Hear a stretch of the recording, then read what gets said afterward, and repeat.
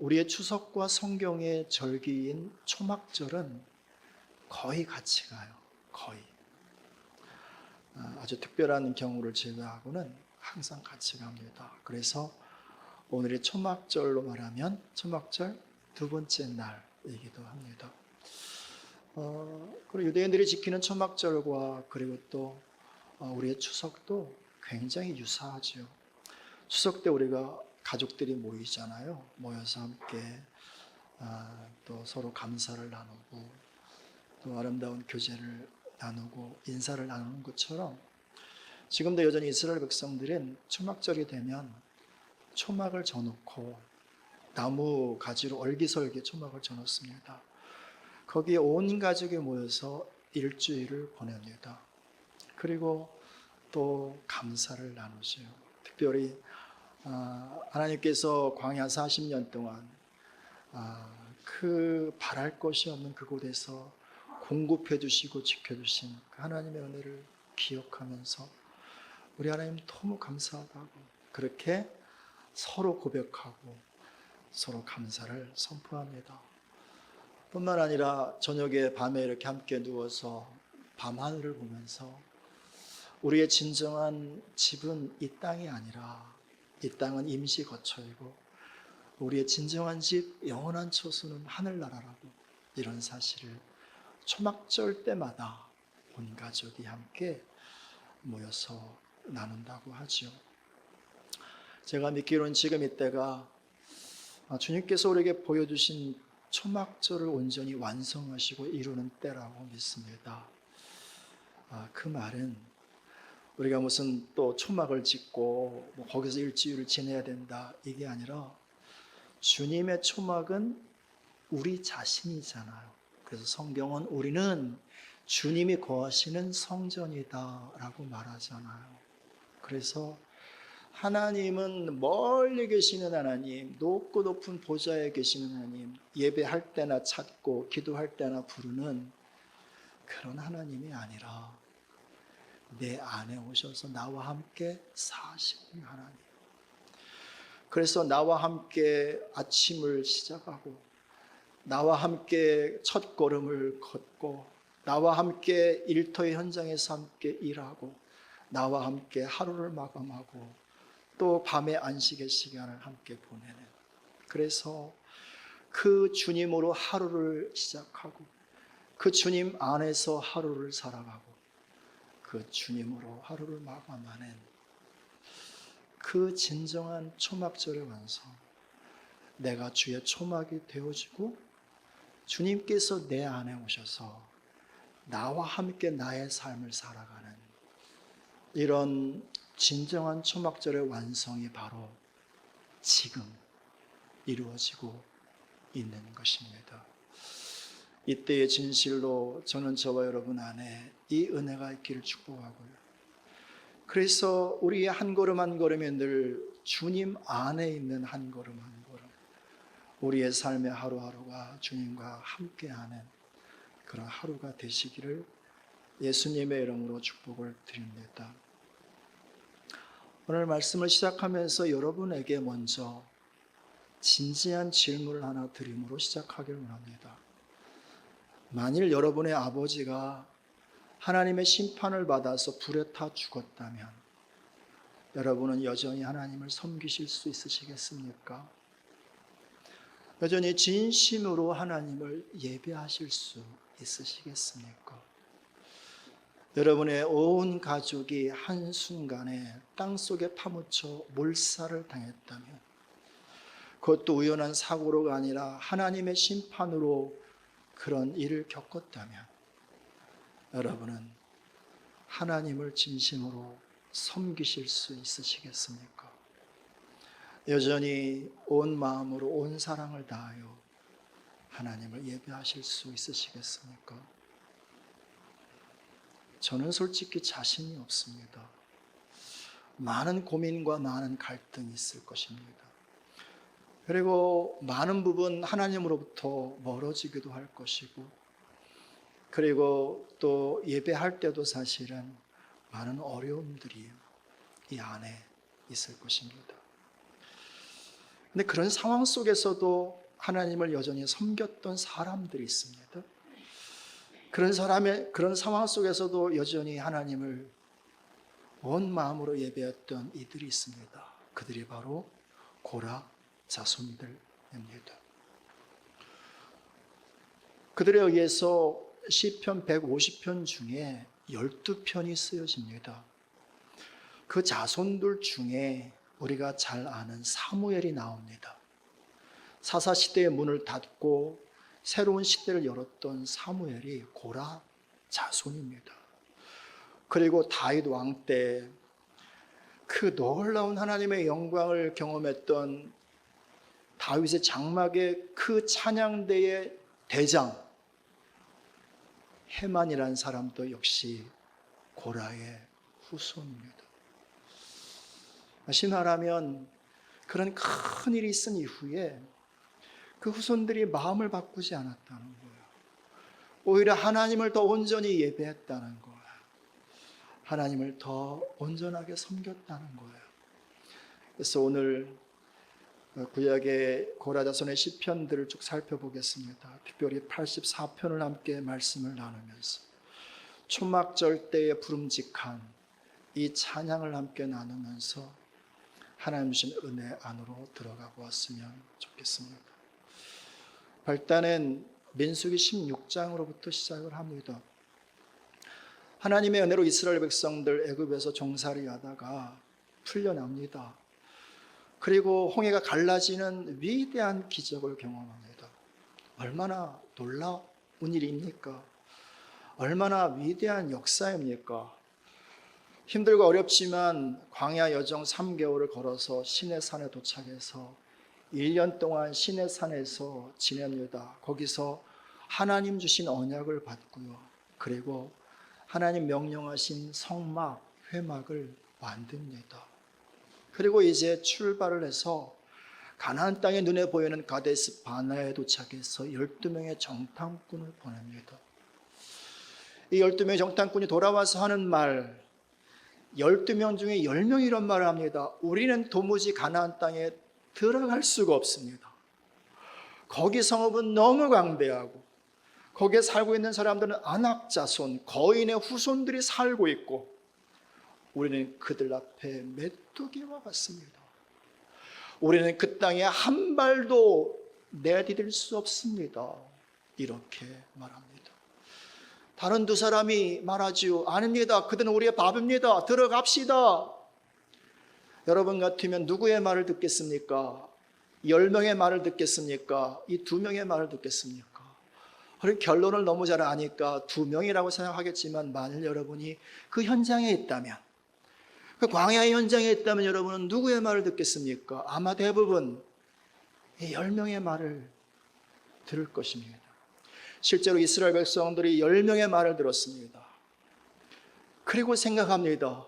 우린 이제 끝났구나. 앞으로도 갈 수 없고 가나안 땅에 들어갈 수도 없고 다시 뒤로 갈 수도 없고 애굽 땅으로 갈 수도 없고 아니 무슨 적과 꿀이 흐르는 땅으로 인도한다고 하더니 이 광야에서 1년 이상을 지냈는데 이젠 소망도 보이지 않고 차라리 애굽 땅이 더 적과 꿀이 흐르는 땅과 비슷했다는 거예요. 가나안도 아니라는 거예요. 들어갈 수 없는 땅. 무슨 의미가 있냐 말이죠. 더군다나 이 광야는 먹을 것도 구할 수 없고 물도 구하기 힘든 광야는 더구나 아닌 거죠. 사람들이 깊은 실망에 빠지게 됩니다. 아니 모세 한 사람 믿고 하나님이 세운 리더라고 해서 모세 한 사람 믿고 왔는데 그 결과가 이 모양이냐 말이에요. 다 죽게 생겼단 말입니다. 사람들이 한마디씩 하기 시작합니다. 저게 진짜 리더냐고요. 정말 모세를 우리가 신뢰해야 되느냐고요. 그래서 이곳저곳에서 반발하는 소리들이 생깁니다. 그 중에서 가장 마음이 힘들고 속상할 사람이 누구냐 하면 고라라고 하는 사람이었습니다. 그는 모세의 사촌이에요. 친사촌. 할아버지가 같은 거예요. 모세도 그렇고 이 아론도 그렇고 고라도 그렇고 다 레위 지파, 하나님을 섬기는 자로 선택된 지파죠. 레위가 세 아들을 낳습니다. 게르손과 고핫과 무라리를 낳습니다. 그리고 둘째 아들 고핫이 아들을 넷을 낳는데 그 중에 첫째 아들이 아론과 모세의 아버지 아므람이고요. 둘째 아들이 고라의 아버지 고핫입니다. 그러니까 뭐 아주 가까운 친족인 거예요. 근데 어느 날 뭐 모세가 튀어나오더니만 또 갑자기 무슨 회막을 짓는다 하더니만 제사장을 세우는데 누구를 세우냐면 자기의 사촌 아론을 세운단 말입니다.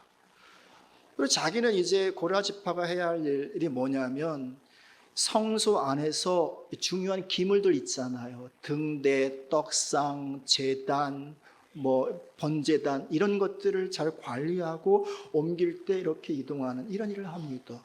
허드렛 일이죠.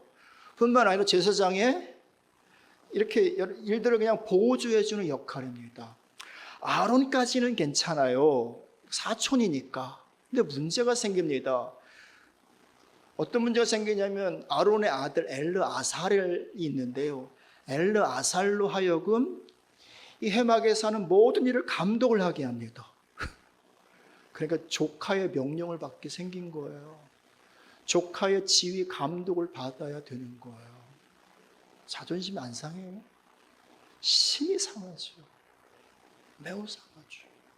그러고 있는 상황 속에서 지금 이런 어려움 속에 던져지는 거예요. 그러니까 고라 안에 그동안 쌓아 있었던 불평과 불만이 튀어나오기 시작합니다. 그리고 고라와 함께 그 옆에 텐트를 치고 살던 사람들이 누구냐면 르우벤 자손이었어요. 르우벤 자손도 고라와 좀 비슷한 마음이 있어요. 왜냐하면 원래 야곱의 장자가 르우벤이었거든. 원래 대장이야 자기들이. 근데 그 르우벤이 아버지의 침상을 잠깐 더럽힌 일로 인해서 장자의 권리를 다 잃어버려. 지금은 유다가 맨 앞장서. 유다가 늘 장자 노릇을 한단 말입니다. 원래 그 자리가 자기들 자리인데, 더군다나 자기들의 리더라고 하는 모세는 레위 지파란 말입니다. 그렇지 않아도 자기들이 되지 않아서 속상한데 이 어려운 상황에서 또 이들에게도 불평과 불만이 터져 나옵니다. 생각해 보세요. 불평과 불만을 막 이야기하다 보면 당이 지어지잖아요. 그것이 바로 고라와 다단과 아비람과 온, 그와 합세한 250명입니다. 이들이 한 마음으로 일어나서 모세와 아론에게 갑니다. 그리고 말합니다. 당신들만 제사장이냐고, 당신들만 리더냐고, 우리도 거룩한 하나님의 백성이요, 우리도 택함 받은 자들인데 우리도 제사장일 수 있고 우리도 리더일 수 있고, 지금의 이 상황은 절대로 민주적이지도 않고 합리적이지도 않고 당신들의 리더십을 우리가 다 수용할 수도 없고 인정할 수도 없고, 이러다 우리가 전부 다 죽게 생겼다고 그렇게 말하면서 거역을 합니다. 하나님은 다른 건 몰라도 불순종과 거역을 굉장히 냉철하게 다루시더라고요. 불순종하면 그냥 내버려 두시고요, 거역하면 심판하시더라고요. 어쩌면 그때 이런 반면교사 삼아서 후대의 사람들에게 교훈이 되라고 그러셨을지 모르겠습니다. 근데 이 말을 듣자마자 하나님이 심판하셔서 고라와 함께 짝을 지었던 250명을 불태워서 심판하십니다. 그리고 그의 가족들을요, 땅을 벌려서 다 삼키게 합니다. 한순간에 아버지가 불타고요, 한순간에 온 가족이 함몰 내어서 몰살됩니다.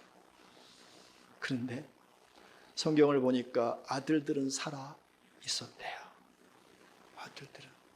그 아들들 중에 대표가 앗슬이라고 하는 사람이에요. 여러분이 그 아들들이었다면 마음이 어떠셨을까요? 황망하지 않았을까요? 고통스럽지 않았을까요? 하나님에 대해서 어떤 마음이 들까요? 아니, 사랑의 하나님 아니십니까? 한 번 실수했는데 그것도 못 참아주십니까? 그것도 용서하지 못합니까? 그러면서 하나님에 대한 원망과 그리고 탄식하는 마음이 계속 있지 않을까요? 사람들이 한마디씩 합니다. 저 고욕하다가 멸망당한 저주받은 집안이라고. 지나가면 피식피식 웃고요, 이상한 눈치로 쳐다봅니다. 그들의 피식하는 웃음, 그들의 눈초리, 그들의 한마디 한마디가 가슴을 후협하지 않을까요? 심장을 깨트리지 않을까요? 영혼을 무너뜨리지 않을까요? 충분히 상처를 받고, 충분히 하늘을 원망하고, 충분히 사람들에게 분노를 쏟아내며 하나님을 향하여 마음을 닫고 세상을 향하여 등을 돌리고, 그렇게 상처 속에서 가슴 저리며 살아갈 수 있었을 거란 말이죠. 그런데 성경에 자세한 기록은 없지만 여러 가지 기록들을 쭉 살펴보면 그 아들들은 그러지 않았던 것 같아요. 적어도 그들 안에는 하나님을 경외하는 신앙이 있었던 것 같아요. 하나님을 두려워하는 마음이 있었던 것 같아요. 그러니까 아버지가 하는 계획에 동의하지 아니하고 아버지가 하는 일에 동참하지 않았던 게죠. 그래서 그 심판에서 이렇게 하나님의 은혜로 이렇게 제외될 수 있었던 거죠. 그래서 여전히 마음에 하나님을 경외하는 마음, 두려워하는 마음이 있어서, 그래서 예배를 안 할 수는 없고 하지만, 그러나 여러분, 아버지가 그렇게 죽고 온 가족이 그렇게 황망하게 가버렸다면 여전히 마음에 아픔은 남아있잖아요. 고통은 남아있잖아요. 슬픔은 남아있잖아요. 버려진 느낌, 거절당한 느낌, 사람들의 비방과 조소와 이것으로 인한 무너지는 마음들이 있잖아요. 그래서 이 마음을 부여잡고 하나님을 예배하는 건 힘들고 어렵지만 그래도 예배해야 하겠기에 예배를 하고 예배를 했었겠죠. 그러면서 본 게 있을 거예요. 무엇을 봤을까요? 인간의 뿌리 깊은 죄성이요. 누굴 통해서? 아버지를 통해서. 아담 이래로 끊임없이 반복되어지는, 가인과 이후로 수많은 사람들에게 반복되어지는 거역과 불순종의 본성이요, 교만의 본성이요, 뿌리 깊은 죄의 본성을 보았겠죠. 그리고 그것이 얼마나 인생을 망가뜨리는지, 그것이 얼마나 불같은 하나님의 심판을 불러오는지, 그리고 그 심판 앞에 얼마나 인생이 허망하게 그렇게 망가지고 무너지는지를 보았겠죠. 그래서 아스리의 후손쯤 되는 이들이 이런 고백을 합니다. 시편 49편으로 가봅시다.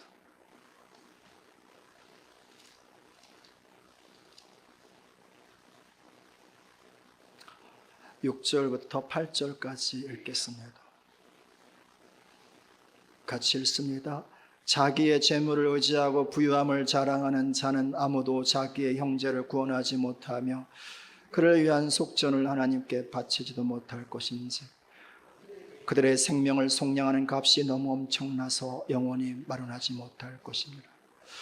그 깊은 죄의 본성과 그리고 그 죄의 심판을 보면서 그들이 깨닫고 본 것은 바로 이것이었죠. 누구도 죄의 값을 치를 수 없다고. 세상에 아무리 돈이 많아도 한 사람의 죄값을 치를 수 없다고요. 이 세상의 어떤 것도 한 사람의 죄의 문제를 해결할 수 없다고요. 그 무엇으로도요. 결국은 인생은 그 죄 가운데 살다가 사망에 이르게 되는 그 그런 이들이라는 사실을 보게 된 거죠. 그래서 여러분, 앗셀이라고 하는 이름의 뜻이 뭐냐면 죄인이에요. 또 다른 뜻은 포로예요. 그렇게 죄인으로서 죄의 포로로 살다가 결국은 심판당하고 멸망에 이를 수밖에 없는 존재임을 앗셀이라고 하는 이름 속에서 고백하는 거죠. 그런 사실 앞에서 얼마나 살떨리는 두려움과 그리고 얼마나 그런 어떤 마음의 어려움 속에서 삶의 시간을 보냈겠습니까? 그러다가 발견한 한 가지 사실, 15절 읽습니다. 그러나 하나님은 나를 영접하시리니 이러므로 내 영혼을 스올의 권세에서 건져내시리로다. 그러나 유일한 한 가지 길이 있는데, 그 모든 죄의 값을 지불할 유일한 한 분이 계시는데, 그분이 바로 나의 하나님이시라는 거예요. 그분이 바로 우리의 하나님이시라는 거예요. 그 하나님은 나를 받아주시고 우리를 품어주시는 하나님이라는 거예요. 그 하나님의 은혜만이 유일한 소망이라. 그 죄에서 벗어나고 그 사망의 심판에서 벗어날 수 있는 유일한 길, 하나님의 은혜라는 거죠. 이 사실을 깊게 깨닫고 그리고 온전히 알았을 때 무엇을 했을까요? 여러분 같으면 무엇을 하시겠습니까? 하나님밖에 없네요. 내가 살 길은 정말 주 하나님밖에 없네요. 이렇게 심판받아 우리 가족의 살 유일한 길도 주 하나님밖에 없네요. 그래서 그들이 이런 고백을 했을 거예요. 시편 42편 보십시오. 역시 고라다손의 시편입니다. 1절 있습니다. 읽어요. 하나님이여, 사슴이 시냇물을 찾기에 갈급함같이 내 영혼이 주를 찾기에 목이 말라 죽어가는 사슴이, 물 한 모금이 없어 그렇게 죽어가는 사슴이 물 한 모금을 간절히 사모하는 것처럼 나의 영혼이, 우리의 영혼이 하나님을 사모합니다.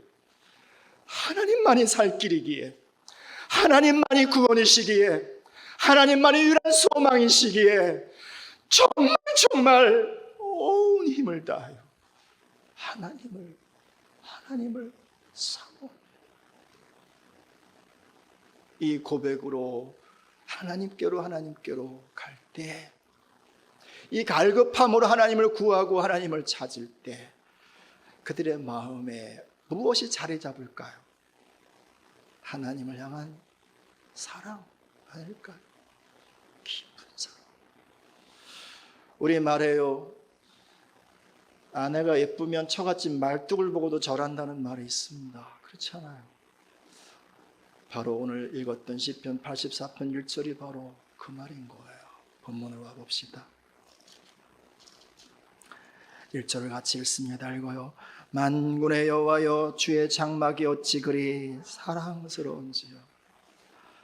주의 장막, 주의 집이 뭐 사랑스럽다, 아름답다 이런 말인가요? 아니요. 그 집에 누가 살고 있기에? 주님이 계시기에, 하나님이 계시기에, 내 사랑하는 분이 계시기에 그 장막이 너무 사랑스럽다는 거야. 여기서 사랑스럽다는 얘기는 나의 애인이라는 거예요.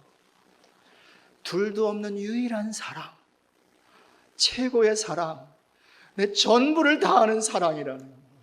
누가요? 하나님이요. 그렇게 하나님은 나의 전부를 다하는 유일한 사랑입니다. 그래서 하나님이 거하시는 하나님의 장막은 이리 보아도 사랑스럽고 저리 보아도 사랑스럽습니다. 계속 그 사랑을 이야기합니다. 2절 같이 읽습니다. 읽어요. 내 영혼아, 내 영혼이 여호와의 궁정을 사모하여 세약하며, 이렇게 말합니다. 내 영혼이 여호와의 궁정을 사모하기 때문에 세약해졌다. 세약하다, 이 얘기는 뭐냐면 기진맥진했다는 말입니다. 다시 말하면 모든 힘을 다했다는 거예요. 무엇을 위하여? 하나님을 사모하기 때문에. 하나님이 정말 그리워서 영혼의 모든 힘을 다했다는 거예요. 그리고 계속 보십시오. 내 마음과 육체가 살아계신 하나님께 부르짖나이다. 그리고 내 마음의 전부와 내 육체의 전부가 cry out. 하나님을 간절히 하나님밖에 없어. 하나님만이 나의 유일한 소망이에요. 하나님의 은혜밖에 없어요. 은혜를 풀어주세요.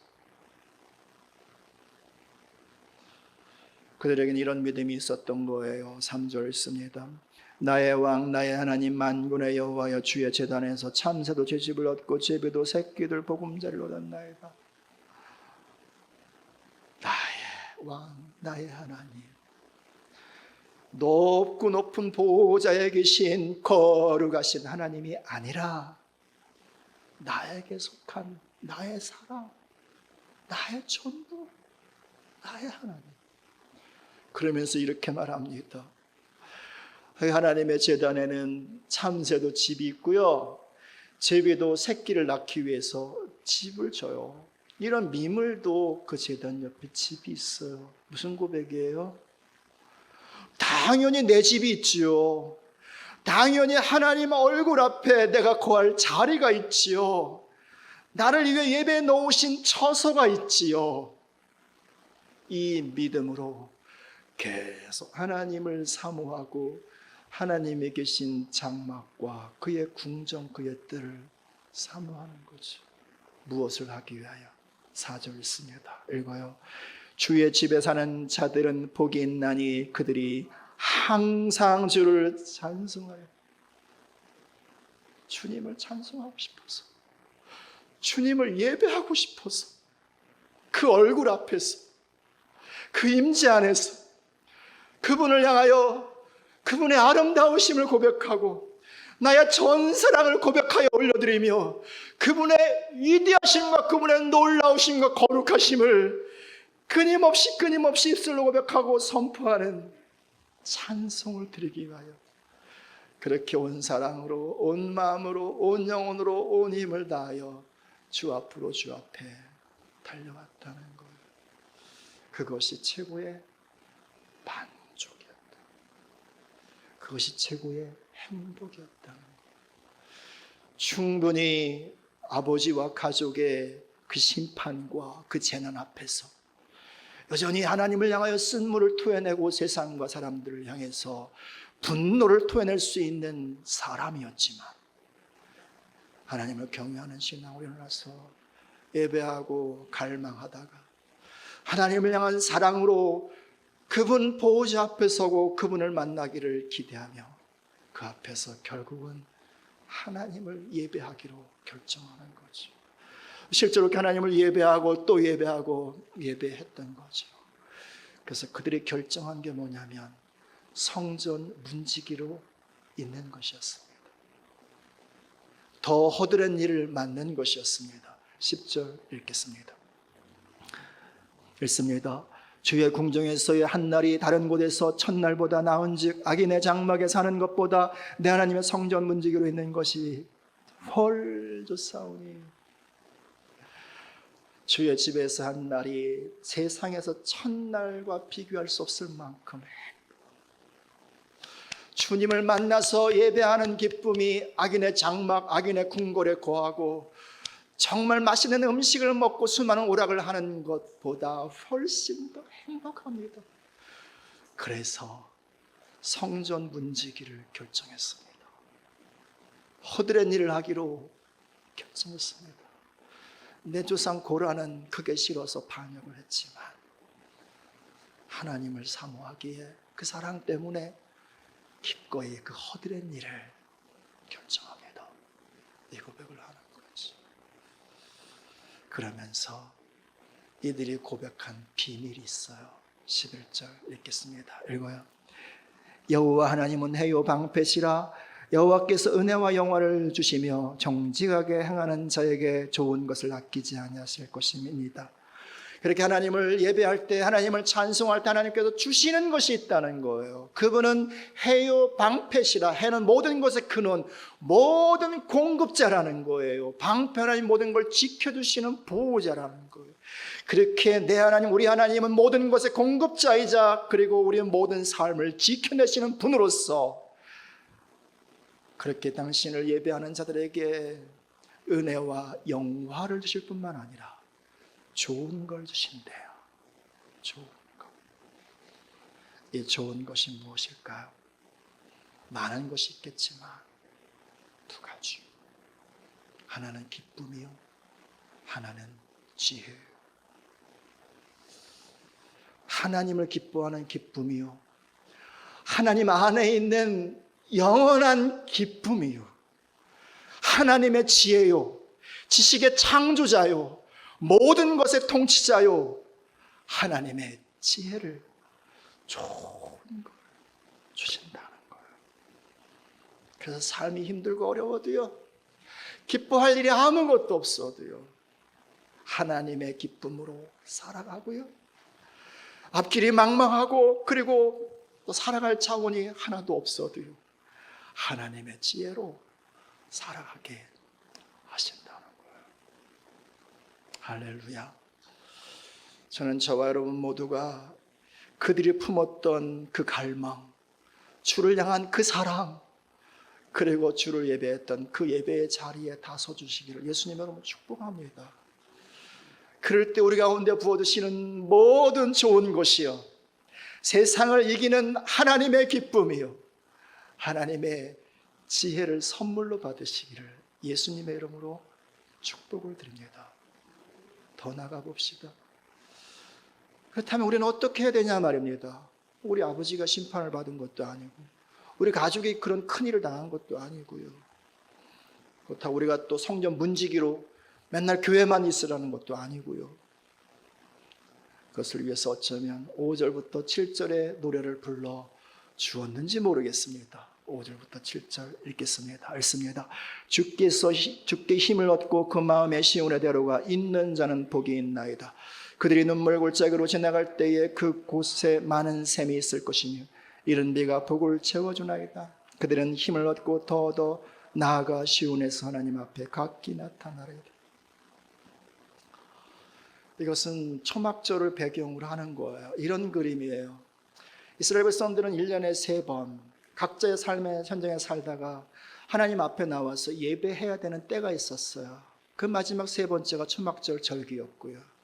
그래서 온 땅에 살던 이스라엘 백성들이 초막절을 지키기 위하여 예배를 드리기 위하여 예루살렘으로 시온으로 향해서 올라오는 그 길이 바로 골짜기 길이요, 그 길이 바로 눈물 골짜기, 박하 골짜기, 사연이 많은 골짜기라. 예배를 하러 가는데 힘든 일이 많은 거예요. 방해가 많은 거예요. 문제들이 너무 많은 거예요. 그래서 가슴이 아파 울고 힘들어서 울고 때로는 억울해서 울기도 하는 그 골짜기를 지나간다는 거예요. 그럼에도 불구하고 하나님부터 힘을 얻고 더 얻어서 더 나가고 나갈 때, 다시 말하면 우리가 정말 주를 예배하기로 결정을 해보지만, 정말 주께 나가기로 결정을 해보지만, 주를 사랑하기로 결정해보지만 방해가 너무 많아. 힘든 일이 너무 많아. 삶에서 주를 예배하기로 결정을 해보지만 삶이 너무 바쁘고 삶의 무게가 너무 힘겹고, 그리고 가끔씩 누군가 와서 한마디 찔러대잖아요. 그 말은 비수가 되어서 내 심장을 깨트리고 내 폐부를 후벼 파고, 그래서 간신히 품었던 예배의 마음도 갑작스럽게 무너지기도 하고, 때로는 하나님을 향한 실망스러운 마음도 생기기도 하고, 이러저러한 방해와 이러저러한 어려움들로 인하여 정말 온전한 예배자가 되고 싶으나 그러지 못해 우리 안에 흐르는 눈물, 우리의 인생 가운데 있는 눈물 골짜기가 있다는 거예요. 그럼에도 불구하고 그 자리에서 포기하지 않고 뒤로 물러서지 않냐고, 되돌아가지 않냐고요. 주를 예배하기로 결정할 때마다 그들 가운데 많은 샘들이 열린대요. 동시에 이른 비 가을비가 내려온대요. 여기서 많은 샘은 무엇을 의미할까요? 우리의 존재의 깊은 곳에 하나님 두신 샘이 있다는 거예요. 영혼의 샘이요. 영혼의 샘. 영혼의 샘을 여시는 거예요. 그래서 그 샘에서요, 내가 감당할 수 없는 기쁨이 솟아나오는 거지요. 기뻐해야 할 이유가 있어서가 아니라, 세상은 기뻐할 이유가 없어서 중독적으로 이것을 추구하고 저것을 사모하며 살아가지만, 웃을 일이 없어서 껄껄껄 일부러라도 웃어보지만, 그러나 하나님께서 이 영혼 깊은 곳에서 기쁨의 샘물을 터치신다는 거예요. 그래서 미친 사람이 아니라 그냥 기쁨이 터져 나오는 거죠. 그냥 감격이 터져 나오는 거죠. 조건 때문이 아니라, 사람 때문이 아니라 내 속에 계신 주님 때문에, 주께서 여신 그 기쁨의 많은 샘들 때문에요. 더 나가서 지혜의 샘을 여셔서 지혜를 쏟아 부어주시고 터져나오게 하신다. 사랑하는 여러분, 이 마지막 때는 힘든 일이 더 많이 있을 거 아니에요. 그렇잖아요. 그렇잖아요. 지금도 힘든데 앞으로 더 힘든 일이 많다면 얼마나 힘든 일이 많겠어요. 그러니 얼마나 기뻐할 일이 없겠어요. 온통 염려, 걱정, 두려워할 일만 가득하지 않겠어요. 그 세상을 어떻게 이겨요? 주님이 주시는 그 기쁨이요, 세상이 감당할 수 없는 그 감격이요, 이것으로 세상을 이기며 살아가는 거지요. 뿐만 아니라요, 이 세상은 AI 시대잖아요. 우리가 컴퓨터의 그 정보와 그 모든 어떤 지식을 따라갈 수 있나요? 우리가 통제받고 있잖아요. 많은 부분 우리가 제한받고 있잖아요. 앞으로 더 심할 거잖아요. 그래서 마지막 때가 되면 이래저래 힘든 일이 많이 생길 거라고 그렇게 말하잖아요. 그렇잖아요. 그래서 뭐 받지 말라 얘기도 많이 하잖아요. 그 세상을 이기는 유일한 힘은 지혜밖에 없습니다. 그 증거를 볼까요? 다니엘서 2장을 가봅시다. 지난주에 우리는 10일간의 사랑 다니엘의 이야기를 나누었습니다. 다니엘과 세 친구들이 죽음을 각오하고 하나님을 사랑하는 그 10일의 시간을 보냅니다. 하나님께서는 그들 가운데 그 사랑과 예배를 받으시고 지혜를 부어주세요. 시간이 조금 지나 느부갓네살 왕이 꿈을 꿉니다. 그 꿈이 너무 선명하고 그리고 또 너무 의미가 있는 것 같아요. 바벨론의 모든 지혜자들 박수와 술객과 이런 일을 다 불러놓고 말합니다. 내 꿈을 알아맞추고 그 꿈을 해석해다오. 그러면 좋은 선물을 줄 것이고 너에게 정말 존귀한 은혜를 줄 거다. 만일 알아맞추지 못하면 다 죽음을 면치 못할 거다. 근데 여러분, 누가 그 꿈을 알아맞추겠습니까? 어떤 세상의 영을 받은 자가 그걸 알아맞출 수 있겠습니까? 지혜자라고 말하는 사단이 것을 어떻게 알아맞힐 수 있겠습니까? 이것이 마지막 때의 영적인 전쟁이에요. 세상의 모든 지혜를 AI가 다 갖고 있다고 그래요. 그리고 사단도 갖고 있겠죠. 그런데 모르는 게 있어요. 뭐요? 내일 일을 몰라요.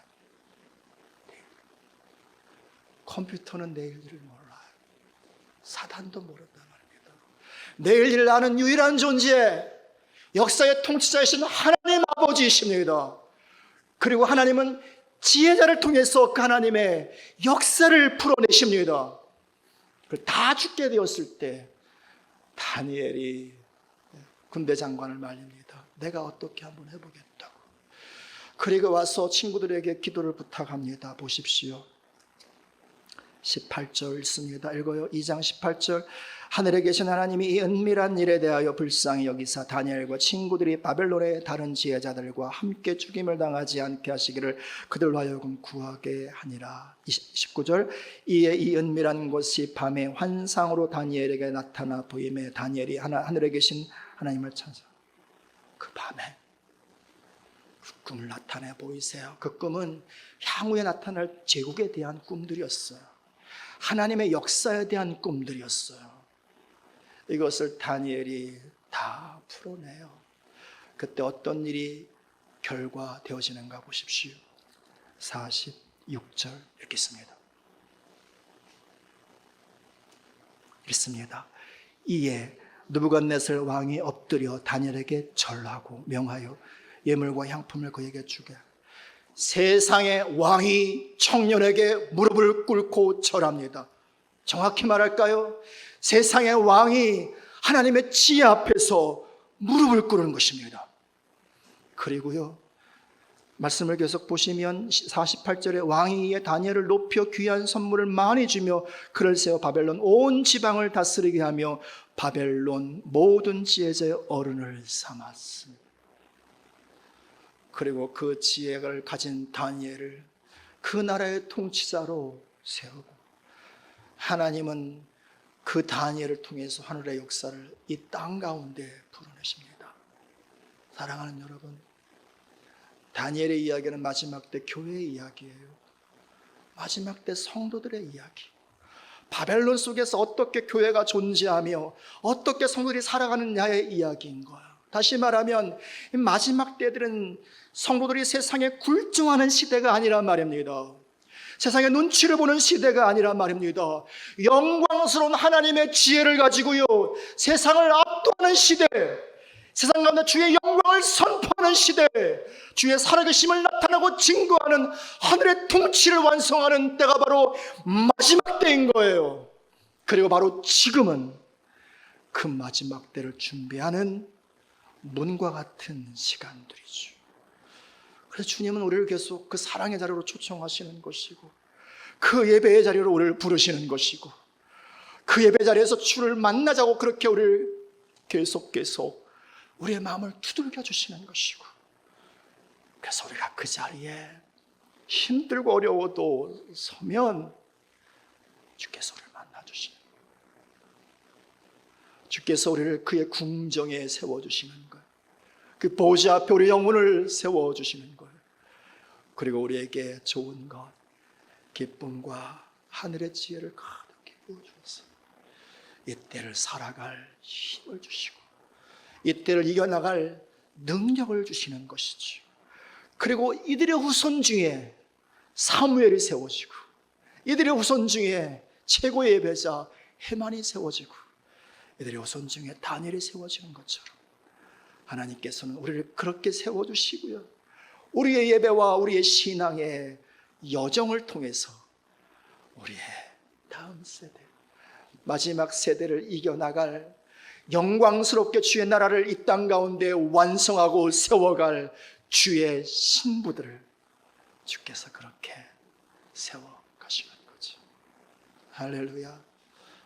오늘 비록 힘들고 어려워도, 이래저래 상처가 있고 이래저래 눈물 골짜기를 지나간다 할지라도 거기서 힘을 얻고 더 주님 앞으로 달려가시는 은혜가 있기를 축복합니다. 기도하겠습니다.